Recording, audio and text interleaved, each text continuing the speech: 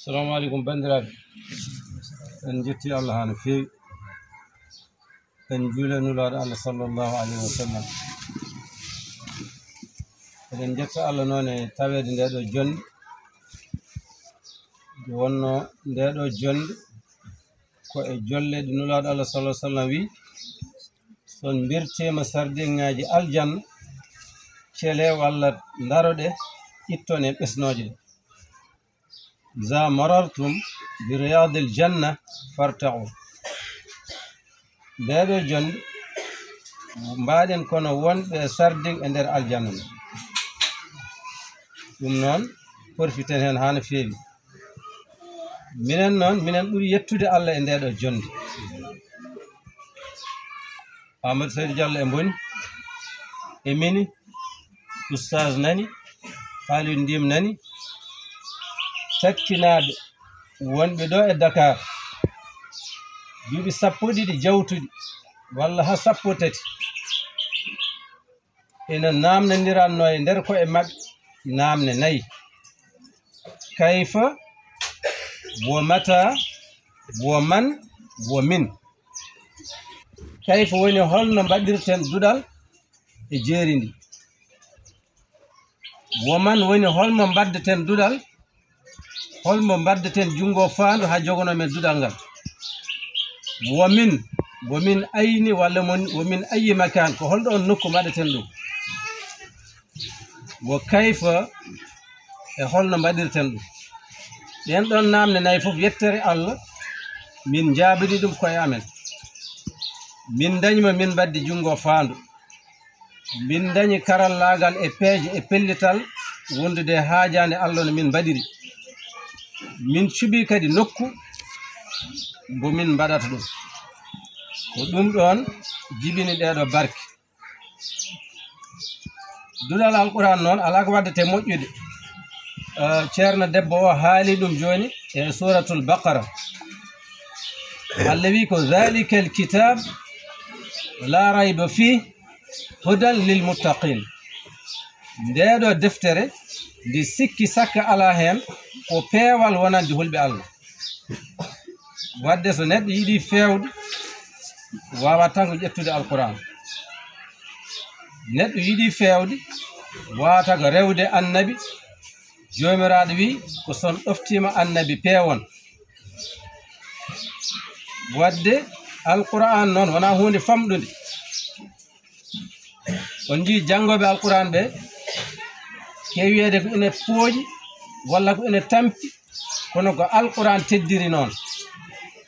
law anzalna hadha alqur'ana ala jabal la ra'aytahu khashi'an mutasaddian min khashyatillah.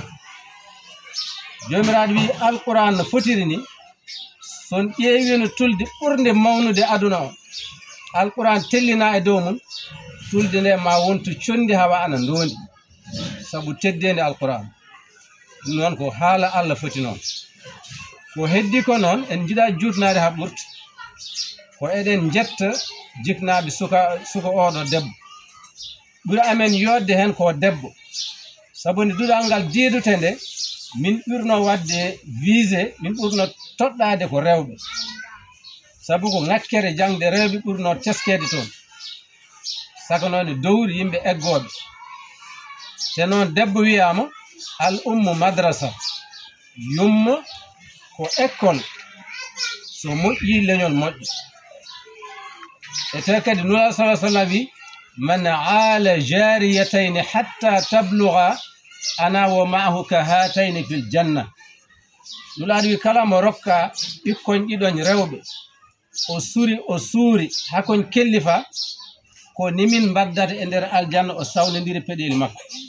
wadde dañde ɓesngu rewɓe, pewda ɗumen, ndena ɗumen hakkille fe, an a dañi coktirgal aljanna. eɗen du'no ɗum jiknaɓe oɗo suka. eɗen du'no ɗum kadi dariɓe hen ha wawi tolnade ɗo. gueɗel gongel ngel kadi ko wiide tan oustaz Ahmad Diallo oɗo ko neɗɗo du'anteɗo, sabu golle ɗe o waɗata ɗe wona e jobdi wawi ɗum wadde. te kamɓe ɓe mbiyata ko jiilaki jobdi gonga mabɓe hay goto wawi ɗumen yobde, sabu yarlitare nde e climat e environnement to woni to sinno wonani ƴewde Allah neɗɗo waton wonoyde ne liggo sabu jeeri ndi ina yoori ndiyam heewani ñamde heewani ko jaljallo koko jeeri kam haali hoore mum a yiyata ko leppi a yiyata ko hecciɗi jiyata tan ko liɗɗi jorɗi walla jiya ko way noon donc neɗɗo so wawi yerlitade acci capital acci raison ngaji heeɓi jooɗi ladde ko kiram e kulol Allah e yidde moƴƴere Allah nawi ɗum toon eɗen mbi yo Allah yombo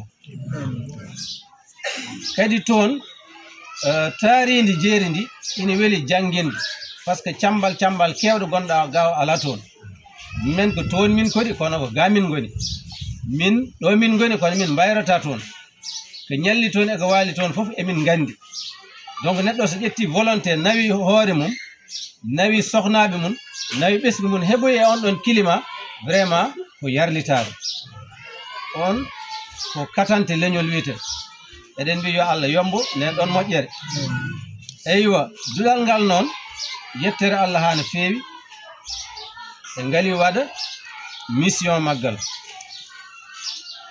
ɓe ngani waɗa ko soynono hen ɓe ngali waɗa gartam par ce que jojo fof e nder ndeɗo jonde ni wonɓe ɗo ko élevé ɓe hannde nani mbaɗa kalasuji maɓɓe collége ko toon janggi ha jofni nani gan janggo donc ɓe ndeni alqouran o te wonani ɓe jogitari mawde sabu ɓe dañi fondement ɗum noon kala jagguɓe hen gila e jawdi maɓɓe gila e du'uji maɓɓe gila e cuusnugol maɓɓe ɓen fof ina tore jomiraɗo yo Allah yoɓ ɗumen moƴƴere onon tawtoraɓe kadi ndeɗo jonde ko nulaɗo Allah wi hen ko yo wontan moon jonde aljanna emin jetta jignaɓe emin mbiya ɗumen noon kadi dawal gotal dañama soko ma neɗɗo o rende e kanŋe coomaɗo e mun o ha helli fe mawnide hen par ce que alquran ko gurdam